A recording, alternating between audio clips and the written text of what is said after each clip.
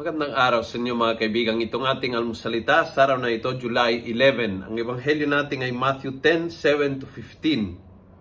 Sabi ni Jesus, "Freely have you received, freely give."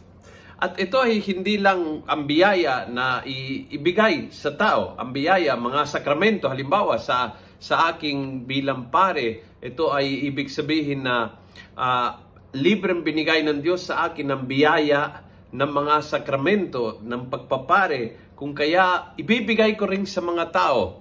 Ibibigay ko sa mga tao, magiging accessible ang grasya sa lahat ng tao. Hindi yung walang bayad, walang sakrament.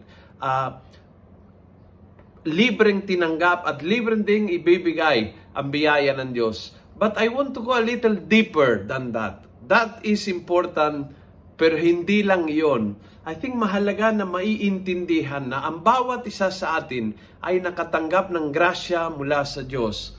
At kailangan kung paano tayong kasaya kapag tinatanggap ito, marunong ding maibahagi ang biyaya sa mga tao. Ang biyaya ng pananampalataya, ang biyaya ng pananalig sa buhay, ang biyaya ng positibong pananaw sa buhay. Kailangan natin ito. Ang biyaya na mapayapang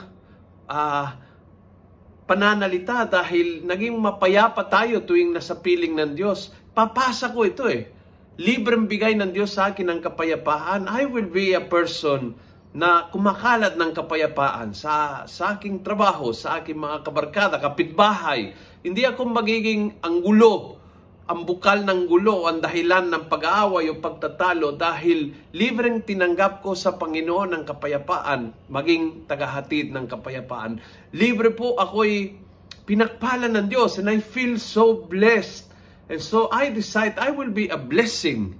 Dahil libre tinanggap itong pagpapala ng Diyos, ibabahagi ko sa iba. I'm so happy to be a Catholic. And so i-share ko ang aking pananampalataya sa iba.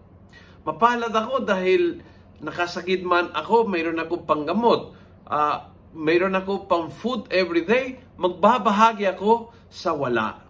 Sa lahat ng biyayang tinanggap ko, ang hinihingi lang ng Diyos na tayo ay maging tagadaloy, tagaapaw, tagahatid, tagabigay ng biyaya na tinanggap natin na walang bayad at ibabahagi din na walang bayad.